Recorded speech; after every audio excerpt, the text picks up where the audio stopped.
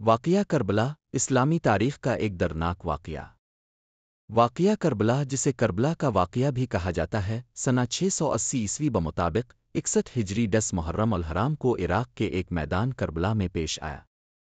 یہ ایک طرح کی جنگ تھی جو حضرت امام حسین رضی اللہ عنہ اور ان کے 72 ساتھیوں کی اموی خلیفہ یزید پلید کی فوج کے درمیان ہوئی تھی۔ یہ جنگ اسلام کی تاریخ میں ایک اہم واقعہ ہے۔ اس میں امام حسین رضی اللہ عنہ اور ان کے 72 ساتھیوں کو یزید پلید کے ظلم و ستم کا شکار ہونا پڑا۔ امام حسین رضی اللہ عنہ پیغمبر اسلام کے نواسے اور حضرت علی رضی اللہ عنہ کے فرزند ہیں۔ وہ ایک عادل اور مہربان انسان تھے، جبکہ یزید پلید ایک ظالم اور ستمگر حکمران تھا۔ یزید پلید اموی خاندان کا ایک فرد تھا۔ اس نے اپنے والد حضرت معاویہ بن ابو سفیان رضی اللہ عنہ کے بعد زبردستی حکمران بن گیا۔ اس کے ظالم اور فاسق ہونے کی وجہ سے حضرت امام حسین رضی اللہ عنہ نے اس کی حمایت کا انکار کر دیا۔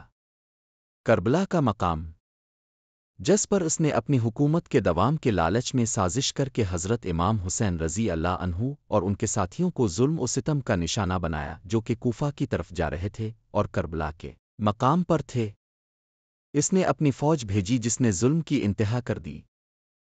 امام حسین رضی اللہ عنہ اور ان کے ساتھیوں نے یزید کی فوج کے خلاف شجاعت اور بہادری سے لڑا، لیکن وہ آخرکار جام شہادت نوش کر گئے۔ واقعہ کربلا مسلمانوں کے لیے بہت اہمیت کا حامل ہے۔ دنیا اس واقعے کو ظلم و ستم کے خلاف حق کی آواز اٹھانے کی ایک مثال کے طور پر یاد رکھتی ہے۔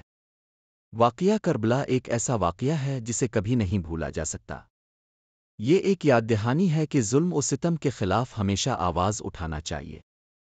حق کی آواز کو ہمیشہ بلند کرنا چاہیے، چاہے اس کے لیے جان کی قربانی کیوں نہ دینی پڑے۔ اب ہم